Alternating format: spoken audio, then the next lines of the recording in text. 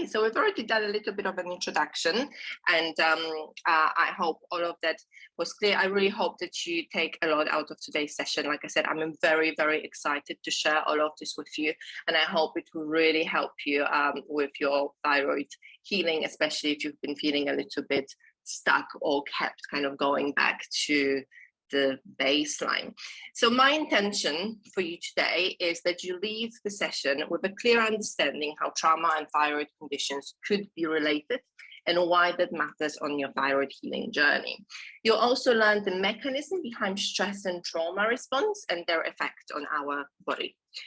Additionally, you'll have a solid action plan of how you can start releasing stored trauma and emotions and improve your stress resilience. And literally that can be implemented from today or from tomorrow, perhaps, considering it's quite late. So what's on the agenda? We've got 45 minutes together to an hour, but I think we should be able to wrap up sooner because Q&A will happen tomorrow. So please don't forget, most of you are connected with me on IG.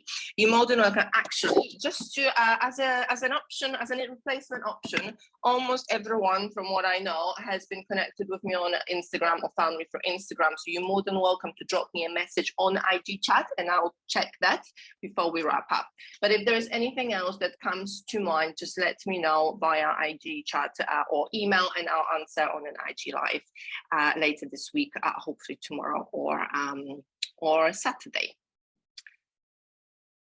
Okay, so here's our little agenda. So I'm going to tell you a little bit about who I am and what I do.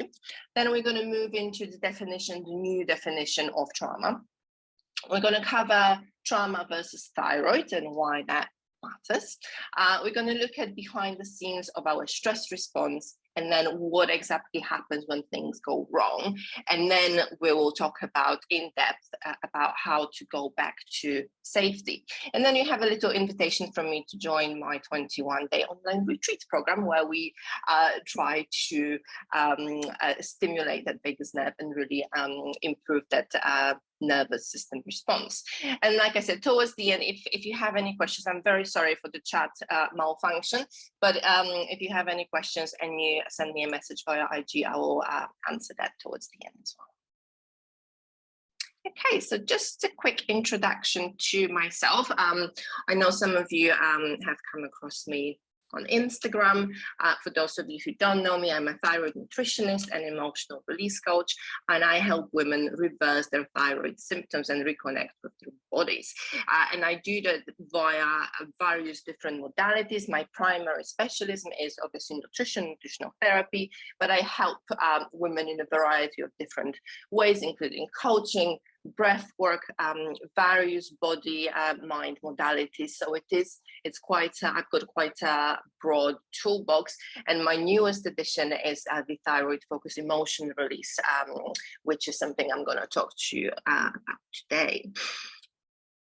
And why I created this workshop, I think some of you might be wondering, but how has this come about? Like, how is this related to being a nutritionist? So when I first started practicing as a nutritionist, I was 100% convinced that food is the savior, is the answer to everything. And you can fix anything with a bit of an elimination diet, some supplements, maybe some sleep hacking, and everything will be fine. But in reality, it turns out that most people with chronic disorders, thyroid in particular, for them, it's just not enough. There is something else that is stopping them from healing, or even when they're healing, there is something that's making them just breathe back to that baseline. And that is something that always bugged me. I had great success in the beginning. There were some guys that were kept just coming back to where they started.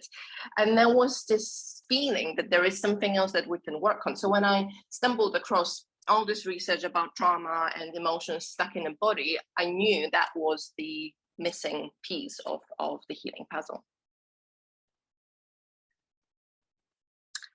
So we're going to dive straight into it. What we're going to have here is a quote that, in my eyes, it opened my eyes to that thyroid trauma connection. And I hope that it will resonate with you too. So it says that trauma is any negative life event that appears in the state of relative hopelessness. And by hopelessness, we mean a situation that we can't control after repeatedly trying. So, I think about this, all those times where we get told that there is nothing wrong with us, that there is no cure, that literally it's all in our heads. That is very much a state of hopelessness. And the key word here is relative. So for someone else, that might be no biggie, right? Like, it's like, who cares? Like, I've got my own mind. I'm not going to listen to what people are saying, or like it's, for me, that's a non-issue. But the key here is relative. So for you, that situation results in a trauma or in a nervous system response, that's your right. So it has to be said that you will find a gazillion different trauma definitions out there. There is literally so many of them, and it has changed in the most recent years. It has changed a lot, changed so much. However, I think the main takeaway from everything that I've read during my extensive studies is that if you feel that a particular experience of series of little experiences has been traumatic, that means they have been traumatic, and there is no one else who can tell you otherwise. So I'm going to cover a little bit about different types of trauma, just to give you a slight, just a little bit more understanding around that subject and where I think a chronic disease trauma can fit into. So the first category will be probably the category that you are most familiar with, in the sense that we've been told that only that is trauma, which would be a significant event, war veterans, victims of abuse, or some sort of catastrophe. That is what we've been told years and years ago that trauma is. Also, we hear about childhood or developmental trauma. But again, we kind of think, oh, that probably relates only to very severe circumstances where, there's been some alcohol abuse or physical abuse, perhaps. Whereas actually, we know now that childhood trauma can be much more subtle. So it can be parents that have been a little bit emotionally unavailable, or super ambitious so-called stage parents that were living through your achievements, or parents that have been self-absorbed and not really physically there. And that is again, this widening of the definition of trauma. If that situation happening at your home affected you, even if it was something that wasn't years ago classed as trauma, for you, that have had consequences that resulted in what we see now as the traumatic response. Then we have intergenerational trauma, which is a very, recently it's come to light a little bit more, but it's super interesting. And basically it's all about our parents not dealing with their traumas, and we kind of repeating the same patterns, but also generational trauma living in the cell memory. And apparently I've seen some research where it goes back 3 generations. So we can inherit the trauma that our grandmother has experienced, for example, which is just, yes, mind-blowing. And then we have trauma that's from a repeated stressor or a singular event, potentially leading to overwhelm. And this is where I think our thyroid chronic condition situation comes in. So what matters, as I said before, is our response, our reaction to this event rather than the event itself. If it causes the overwhelm, if it causes even us not, consciously realizing that something is happening, but our body telling us that something is not right, that means that it still can count as trauma. You are probably wondering, so how do we tell if it's trauma, if it's stress? Are we not like overreacting? Maybe it's just normal regular stress. So in my opinion, and from the literature I've read as well, again, we go back to this level of overwhelm. So how much this event has affected you. With a stress response, and we'll see it in a little bit in more detail, but in a normal stress response, we recovered from it fairly quickly. So the stressor happens, our fight or flight response gets activated, but we then go back to our normal baseline, right? That is stress response. But Trauma leaves us kind of either paralyzed or super wired, but affected on some sort of level for longer, and we might not even realize that this is linked to that effect, but to that event. But if we have those consequences that we feel in our bodies, not more than we know in our head, you know, that could have been trauma.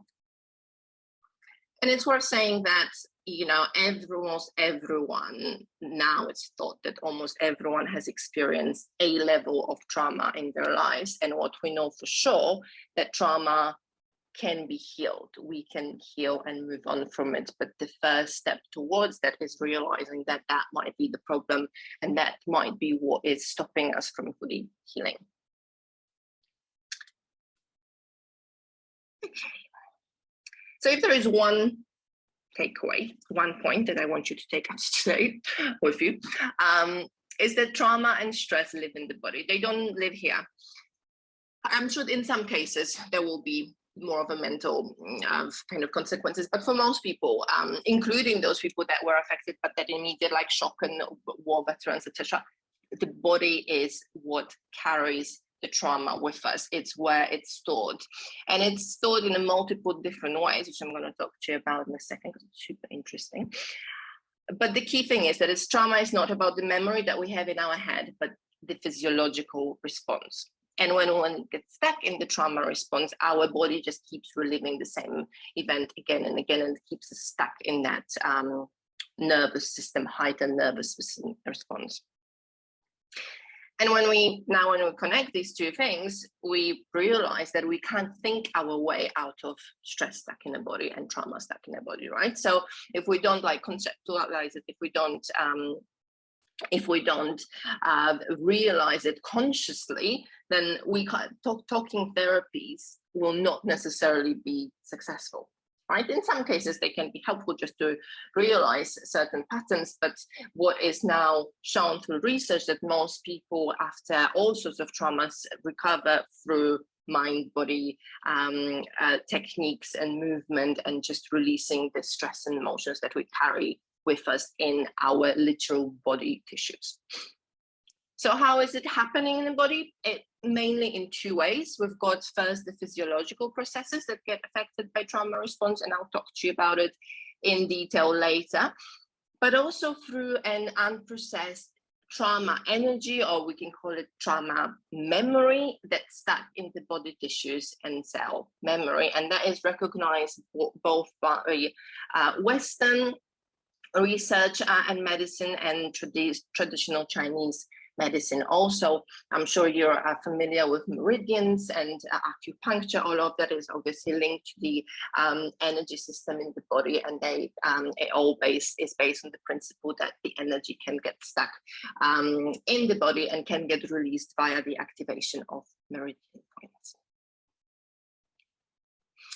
Okie dokie. So when it comes to thyroid and trauma, I kind of put it in two categories, which I'm going to talk to you about, and how it can affect us. So the first one is trauma as a root cause of your thyroid disorder. So this is quite simple, and I'm sure you've already realized that to an extent.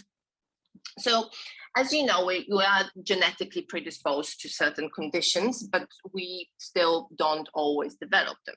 So thanks to epigenetics, we know that genes are not our destiny, which is fantastic. So, you know, even though we are predisposed to potentially quite a few horrible things, it's how we live our lives that determines whether we're actually going to develop it or not. And also, the great thing is that we can affect it. So it's not that, you know, once the gene has been expressed, that's it, that can change throughout life. So it's a very simple way that happens. We have a genetical predisposition, then something happens, so it could be a traumatic event, the gene gets activated and we develop a health problem. So Hashimoto's is a fantastic example. So as you know, over 90% of people with hypothyroidism have Hashimoto's. Hashimoto is behind their hypothyroidism, and that is, like, we know, research 100% shows that trauma is one of the leading causes behind Hashimoto's, but it's not the trauma itself, it's the turning on of that particular gene that's a little bit wonky. Now, what I want to stress here is that, again, this is all sorts of trauma. So, for instance, if you've been, as a child, if you've had a parent that's been emotionally unavailable and that affected you profoundly, that could have made you more predisposed to developing that, you know, that condition later in life. So it is not to say that basically it's all about your experience and how you feel that particular situation or series of events have affected you. And it's important to mention here, since I gave Hashimoto's as an example, obviously trauma is one of the triggers for turning on that gene. It could be also host of other things like, you know, toxic exposure or some changes in the microbiome, although that might be linked to trauma as well, as we will see soon. But that, yeah, basically trauma is one of the few key main triggers for that gene activation. But the good takeaway here is that, like I said, genes are not our destiny, and it's all about the activation. So that's the one way in which I link trauma and thyroid. And the other one I find actually more interesting, and I think it genuinely, I think it affects most of us, most of people who struggle with thyroid issues, and it is trauma as a result of thyroid conditions. And what I mean here is not the thyroid condition as in not the processes that go in the body, the imbalances, but more the experience that we have when our thyroid is not functioning as it should. So if we just go back to that definition of trauma, a relative state of hopelessness without any support system, and then we think about everything that we are experiencing when we are first diagnosed, the lack of support from the doctors, all the kind of repeated, your results are normal, you don't look sick from friends, you know, like you should be fine to just, if you exercise more and eat less, you're sure you're going to lose that weight. Or on the other hand, potentially being bombarded by the media with thyroid, especially hypothyroidism, you know, you can't ever lose weight. It's impossible to lose weight with hypothyroidism. Another thing leading to the hopelessness state might be the overwhelm of conflicting information and advice online. So you try to know support from the doctors, you turn online and every single article tells you something else. Surely that can induce that state of hopelessness, right? Like that is what this definition is. And again, I'm just proposing a concept here. I'm not saying that this is definitely you, but since you're here and you're watching this or you're watching the replay, I'm sure there was something about what I said that resonated. So again, relative. If this affected you profoundly, you've got a full right to investigate, to call it trauma to start with, if you want to. You can call it chronic stress, you can call it anything you want. But realizing that this is what might be happening to your body as a result of this thyroid situation, this thyroid experience, is number one step to healing and getting better, and actually getting better for good, not just after, you know, a healing protocol or doing my thyroid reboot or doing my one-to-one, but this is about like getting better for life, you know. And also what I've put here are the triggers that might be keeping us stuck in this, and things that I've noticed through working with my own, you know, thyroid related issues throughout life, chronic condition, etc., but also working with thousands of women with this health problem, and things like negative self-talk, weak boundaries, letting people talk and walk almost all over us, overthinking and hanging out in the head all the time, not really being in the body, the complete body shutdown and body disconnection, and the sense of kind of betrayal almost, you know, like how could this body do, how my body could have done this to me. Disordered relationship with food. You know, how many of us have been dieting for years and years and without success potentially, right? How frustrating is that? How many eating disorders and disordered habits around food have we developed? And you know, that could have led to emotional eating as well. Some limiting beliefs about what we can or cannot do, and definitely action paralysis, just feeling it's just too much and I can't cope with that. So yeah, no wonder I mean, no wonder that we keep reverting to that baseline. Like, if we don't address all of that, there is just so limit to how much better we can get before we collapse again.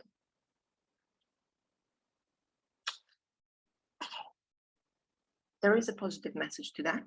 A lot of positive messages coming up. So this is the picture that I wanted to paint, and now we are going to talk about what exactly is happening, why we're getting stuck in this trauma response, and most importantly, what you can do about it. And you're going to be given at least, I think, 30, if not more, of ideas of things you can start implementing right now to feel better immediately and to start reversing this process and start reconnecting with your body. So firstly, let's have a quick look at how does the nervous system do its job? Like, how do we know if we are experiencing stress or trauma? So our body is scanning all the time for safety or threat. So our autonomic nervous system is constantly assessing our environment, scanning for possible threats or signs of safety. And the key thing to realize here that this is not a conscious process. So it's not something that we can like say, oh, actually it's very safe here. That's not going to work. It's all done on a very subconscious level. So when our autonomic nervous system, via the process called neuroception, so the scanning of the environment, detects that there is a threat. So, you know, there is this, like, let's say we're back in the paleo times and there is this lion. My husband kept asking me, why do I give an example about the lion? But it makes sense for me, so hopefully it makes sense for you. So, like, imagine that you are in this, like, safari or something, and there is this lion that your ANS has kindly detected. What's probably going to happen is that you're going to have one of the two responses here that you probably are familiar with, which is your fight or flight, right? So this is where we get mobilized, we get ready to fight, or we get ready to, you know, get the hell out of that. Our heart rate goes up, blood pressure goes up, adrenaline, cortisol, all of it, just mobilization. So we know that that is like a common response, or the response that we've been told is the only one. However, there is another response that is actually, this one is more specific to trauma, and this kind of repeat low level kind of stress and trauma, which is freeze. So we've got fight, flight, or freeze. And freeze is very interesting because it's all to do with shutting down and disconnection. So, you know, when the danger is so bad that our body just goes completely dead, and we kind of, with everything is shut down, that is the response that we have here. But again, depending on the situation, it can be happening on a much subtler level. So it could be just disconnecting with our bodies, it could be just disconnecting completely with the environment, inability to create connections with people. I'm gonna talk to you about that a little bit later, but this is the response that I want you to remember and kind of focus on as we move forward through the slides. So in a healthy stress response, this is all good and normal. So what we want those stresses, we want those things to happen because our nervous system is there for a reason, you know, it activates and then it goes back to normal, which is this is what we want, and it's perfectly fine. Even if it happens a couple of times a day, you know, we get stressed, but we go back to normal. I have to do, for example, I get to do this amazing presentation for you guys that I'm so excited about, as you can see. And yeah, that activates my ANS. You know, it's a threat to my equilibrium. I am doing something I don't do every day. I still do it quite often, but my nervous system is like, oh, this is not good. I'm gonna, you know, pump her blood up and bring up her heart rate. And, you know, and that's normal because once this is done, I'm just going back to my baseline, right? And the problem is with that when we are stuck in this survival mode. So when our body is just focused on running away from the lion as we go through life, then everything else kind of shuts down. Digestion, creative thinking, like I said, making connections with other people, all of that is kind of, or even with our body, all of that is put on the back burner because we are running away from something. We are preparing to fight something, or we are lying there kind of hoping that it will go away. So if the event, the stressful event, or the traumatic event, or the series of events, if they haven't been, if it's traumatic in nature, so it has this overwhelming quality, and it hasn't been processed, or is repeated and it becomes chronic, this is when we get stuck. And how has this happened? So how does this happen? Again, the neuroception here is involved. So you know how our body is scanning. Once we've been through a traumatic event and we haven't processed it, we haven't been through the emotional element of that event, or if the event repeats itself, or if it's been so traumatic, it's so overwhelming, we just literally can't cope, then neuroception tends to see threat everywhere. So even if we are in a perfectly safe environment, our body sees threat, and it tells our brain, our brain, it's not safe to move, to raise, rest, and digest. It's not safe to move into more social engagement mode. I'm going to stay in the fight or flight, or I'm going to stay in the freeze response. And this is something for you to perhaps have a read through in more detail as you go through, because you can go through this presentation in your own time also. But this is just a summary of how trauma affects the body. So we've got cortisol imbalances, we've got digestive issues, we've got systemic inflammation, so lots of pro-inflammatory cytokines just flooding our system. Immune system disturbance that can lead to autoimmunity, which is interesting for those of you who suspect or know that you might have Hashimoto's. And like I said, on more energetic level, unprocessed trauma, energy stuck in the body tissues, and cell memory, which can represent in a variety of ways. So here you can see the actual symptoms. So we've got bloating, we've got constipation, fast transit, all of that, depending if you are in fight or flight, or if you are in the freeze mode. So freeze, constipation, fight or flight, fast transit, increased autoimmunity, chronic pain, chronic fatigue, freeze state, like fatigue, thyroid fatigue. What if it's not just the thyroid? What if it is your trauma that your body carries? Anxiety, fight or flight, tension, tightness in the body. So that is quite often to do with fascia, so the connective tissue, and that is what we thinking about when you look at that energetic level and that trauma energy stuck in fascia. That's what happens quite often. We've got low mood, depression, again freeze state. We've got disconnection from your body, emotional dysregulation, and problems making meaningful connections, which is, I think, one of the saddest part of this. But this is really the vagus nerve, which I hope that some of you have been hearing about. I've been talking about it quite a lot, and it's been a bit of a hot subject because vagus nerve is our friend. And this guy is really, it's something that like I really want you to get familiar with this and how to, especially why it's important to work on a vagal, having a good vagal tone, because this is how you turn off your fight or flight response, and this is how you get out of your freeze state.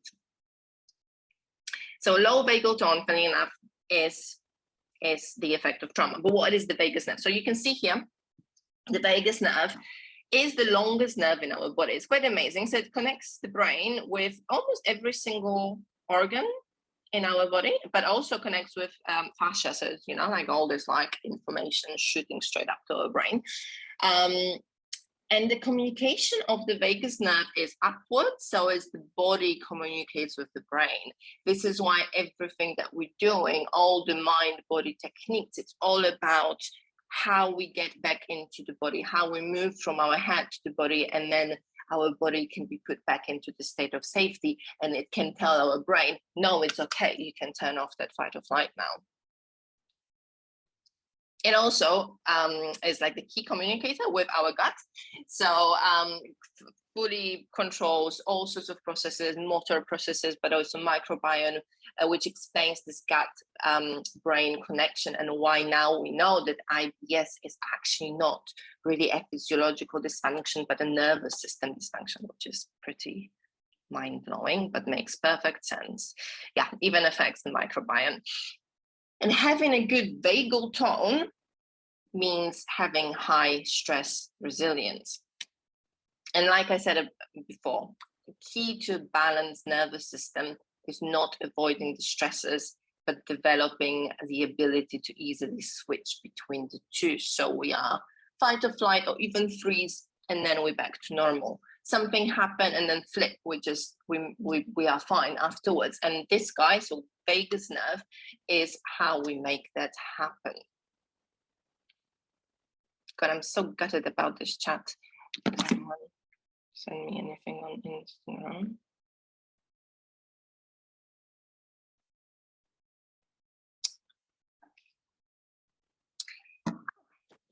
Time. So the second main takeaway, I think, I want you to take with you today is that all of what you've learned today might be a little bit, on some level, a little bit disturbing, definitely informational, but it can be a little bit overwhelming to start with. But the key message that you need to take with you today is that trauma and chronic stress can be healed, and we've got tools. We know how to make it happen. We know that we can improve our vagal tone. We know that we can release stress and trauma stack in the body, and we know we can even influence our gene expression, which is something that, you know, this is more through lifestyle and nutrition, which is actually nervous system regulation as well, but lifestyle and nutrition, some things that we work on a lot in my other nutrition programs. But the key thing that we can do is to access the inner wisdom of our bodies and reconnect with our bodies, because this is where the answer lies. And there are many benefits, like I said, of talking therapists in trauma management, but really, truly, the key to rebalancing the nervous system is addressing the long-term effects of trauma that lie within our own bodies, within our body tissues. Okay, so how do we do that? So I've got my 4-part plan. I'm going to share it with you because it's amazing and it works and it's very easy. So it's, you know, you literally will be given steps, 1 step, 2nd step, 3rd step, 4th step, everything really nicely laid out in front of you, and you can make it happen yourself, or you can help me make it happen as well with you, as I am going to be inviting you to a short group program. Let me just see if I can. Going blind a bit. Okay, so step 1, awareness. So the one thing that is necessary for this process to come to place is knowing that we have a problem and that we need to do something about it. And you've done that. That step is done, right? So you're here, you're listening to me talk about it. You know that there is something you can do about this problem. So awareness, number 1. Then step 2, mindfulness. So we are so prone as humans to run on autopilot and repeat the same patterns. Actually, the research shows that 90% of our thoughts, we think again and again every day, same thoughts. Like, how boring are we, right? So since we are quite boring, thinking the same thoughts all the time, it's quite good to stop doing that and actually get from our head back into our bodies. And the way to do it is good old mindfulness. And it's very easily done. You can choose an activity, and it could be something like washing dishes. I'm sure you tried it, because the mindfulness is not a new thing. Like, it's been around for ages, but like very few of us actually properly do it regularly. You can even set a reminder on your phone. 5 minutes at the random time in the day. Notice things. Notice how those things affect your body. Notice how your body feels. You know, when you let's say, oh, I'm going to do my mindfulness now. How is this chair feeling? How are my feet feeling on the floor doing the dishes? How is the water feeling on my hands? How is the smell of the washing up liquid? You know, little things like that every single day build a good mindfulness practice and helps us break away from this constant being in our heads and not in our body. Oops. No. One sec. There we go. There we go. Step 3, vagus nerve. So we already know the vagus nerve, and we know that it's our friend, right? So the vagus nerve is the key for your long-term healing, and I am going to give you at least 20 different things you can choose from to start doing literally today. And finally, that was the last point about releasing the energy stuck in the body. And again, so many different ways. There is obviously an invitation to do it with me in my thyroid focused emotion release, but there are also a variety of things you can do yourself at home. So yeah, very, very powerful. And we're going to cover it in detail. So I'm just going to bring them all up for you. It's, as you can see, we can stimulate that vagus nerve in quite a few different ways.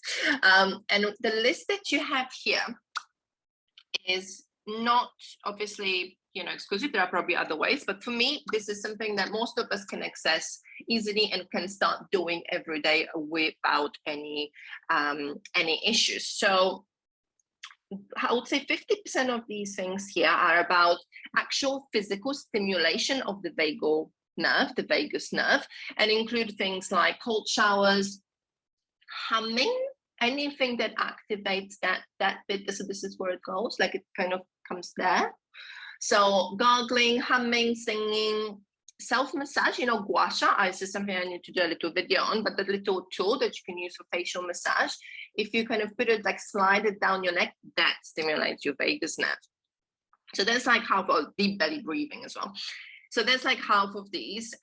The other half is all about creating that safety. So like I said before, we must create the bubble of safety for the vagus nerve to tell our brain, nah, it's okay, fine, I'm good. It's actually, there is no threat. Even if neuroception is faultily telling our vagus nerve, no, come on, I am stuck in my fight or flight, so I'm going to detect this threat. But if then we stimulate the vagus nerve, we can turn that off. That's where the magic lies.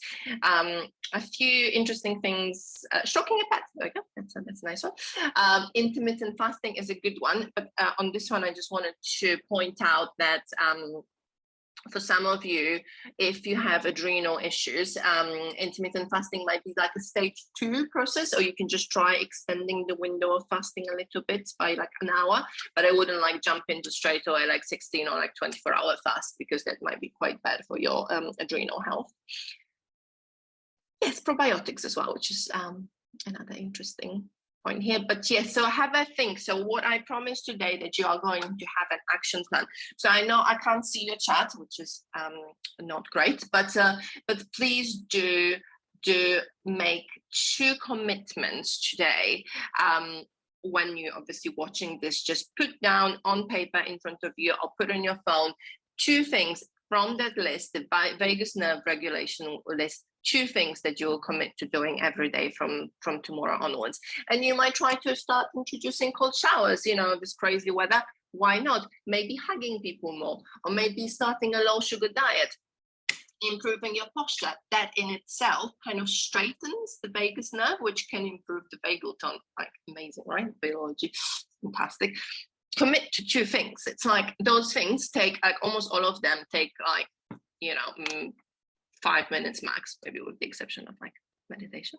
And then, so you've got 2 things from the vagus nerve list, right?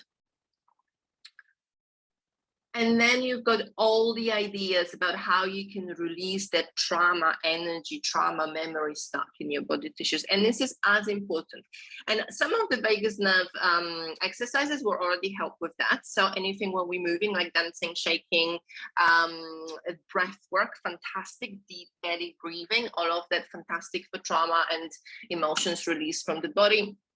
But we've got all sorts of other things. So it's all about the mind-body therapies, and then like things that get us to reconnect with the body. So you've got myofascial release. So again, fascia is the connective tissue, and we can either go for a professional treatment, or you can even get one of those balls and start rolling at home yourself, or get a foam roller and do that after, if you do exercise, or even if you don't have an exercise routine at the moment, start kind of just 5 minutes of foam rolling routine in the morning.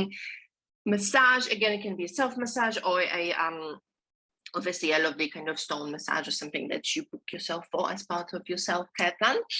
Again, any dancing, shaking, yoga. Yoga has actually been studies about effects of yoga for like war veterans and their traumatic response, and it's been more successful than pharmaceutical drugs. Like, it's just, it proves everything really we need to know.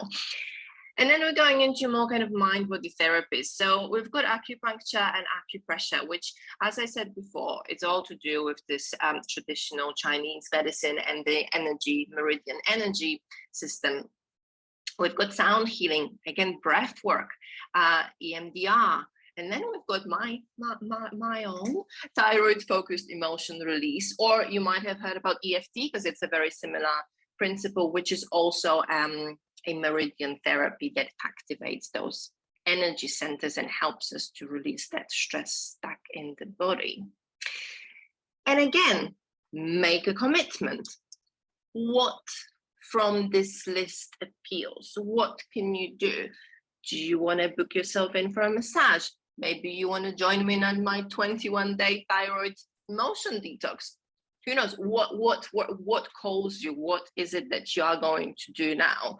The key thing is that you make a commitment and you actually do something about it, you know, because it's all well and good doing this training, but if you don't commit to an action, nothing will change. Yeah, and here goes my invitation to something super exciting. It's the first type of first one of this type of thing I've ever offered in a group setting as a standalone product, and I am just beyond excited about it. And it's a 21-day online summer retreat, and I want to purposefully call it a retreat because it's not a course. It's not something where you're going to learn lots of things and like get bored out of your mind. Hopefully you didn't get bored today, but you know. It is just 21 days dedicated to nervous system regulation and prioritizing your daily self-care and embracing some mellow holiday vibes in the comfort of your own home. So what are we going to do in 21 days? So we're going to start to release past traumas and stress stored in the body using a combination of breath work, meridian energy, meridian therapy, and sound therapy. And I know this is obviously a beginning of your journey. If you just realize that this might be what you're dealing with, let me tell you, these techniques are so powerful. I've seen amazing transformations after one session. So obviously, you know, no one is promising miraculous transformations, but it is powerful and it will get the process started for you and it will push you in the right direction. We'll work on our vagal tone and improve the stress resilience. They're going to have daily little exercises to help with that. We supercharge the thyroid healing because when our nervous system is operating better, our thyroid healing skyrockets. And we will help to let go of that emotional root cause that could have caused your thyroid problem and all sorts of emotional drivers that might be keeping you stuck. We'll reconnect with our bodies and rewire any negative self-talk. So just an overview of what's included. We're going to have 2 live thyroid-focused emotion release sessions. We're going to have 1 thyroid-focused sound healing session, which is going to be done by a friend of mine, a fellow practitioner who is absolutely holy. She's absolutely amazing. And we are going to also have a 21 days daily vagus nerve activation short activities, which I promise is not going to be longer than 10 minutes. So anyone can fit it in a busy day. And the total value, if I was to do all those things on a one-to-one basis with my clients, total value would be over £900. But you can sign up today for only £99, which I think it's, you know, it's an absolute steal. It's the lowest price offering I've ever put out there, but I wanted to make it as available to as many of you as physically possible. You've got beautiful days to sign up at this price, and then the price will be going up to 1 to 2. But honestly, the value received exceeds that multiple times.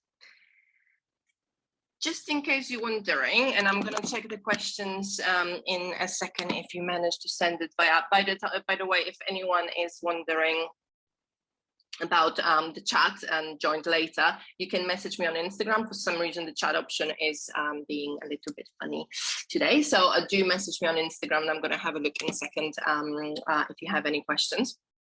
So what is thyroid focused emotion release? So it is a combination of meridian therapy and breath work, and all of that originates from the traditional Chinese medicine and their energy system, and how meridians connect to our various organs, and how those organs store what? Trauma and stress energy. So basically through the activation of those meridian points, so we go through a series of tapping, we release any emotional load that is linked to past experiences, but we also stimulate the vagus nerve via the breathing. The best thing about it is that it's absolutely silent, so there is no need to talk about it. You do recall certain events in your head, and then through tapping, we deactivate them and we make them lose their emotional hold on us, which is absolutely amazing and super powerful. I've been doing it with my one-to-one clients for quite some time now, but I also done it in a group setting in Thyroid Reboot, and honestly the feedback has been fantastic. It is just such a great modality, and you almost immediately when you start the process you realize the calming effects. It's just absolutely fantastic. It's such a great addition to my completely transformed my practice, you know, because like I said, when I started doing this and it was just nutrition lifestyle, I was missing the one element, and that just put everything that I do together and really allowed people to achieve those long-term changes and long-term transformations. So yeah, it's similar to EFT. I don't know if any of you I know some of you might be familiar with tapping, but yeah. EFT is similar to that, but this is almost EFT on steroids. So we take it further. In terms of what the sessions will focus on, the first session will focus on basically what we talked about today. So addressing any traumas, unprocessed emotions around the thyroid condition. So anything to do with the feelings of helplessness, feeling stuck and overwhelmed, and giving yourself permission to move forward and heal. And the second session will focus on rebuilding that loving relationship with your body. So reconnecting, removing any feelings of shame, self-guilt, self-blame, any negative self-talk, limiting beliefs that are keeping us stuck. Also, we'll touch on emotional eating and relationship with food, because I know for some of you that is quite a big subject. I really hope you can join me. So I was planning to put my the link to this in the chat, because I don't know if I can do. I might be able to. I'm going to email you. So if you are looking to join me, which I would be very much hoping you can, you can just follow the link, and there's an easy checkout. Like I said, you can snap this off at like £99, which would be probably one of the best investments you can make in your health, and definitely in your nervous system. And if you have any questions about that particular program as well, please just message me or email me, and I will, if I don't see it now, I will answer tomorrow on Instagram Live on Saturday. Let me have a look if anyone has messaged me.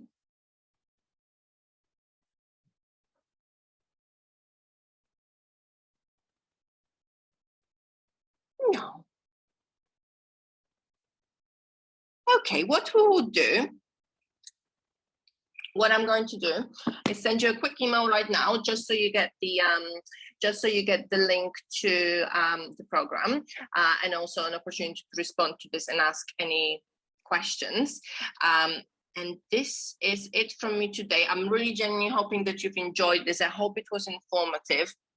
Like I said, I know for me, it was absolutely game-changing when it comes to my own Hashimoto's healing, and literally every single client that I'm working with. So I hope you can join me in the 21-day emotional detox online retreat. But if you can't, I hope you take everything you've learned and you put it in action, because this is where the change happens. Amazing. Well, thank you so much for joining me today, and I will chat to you soon.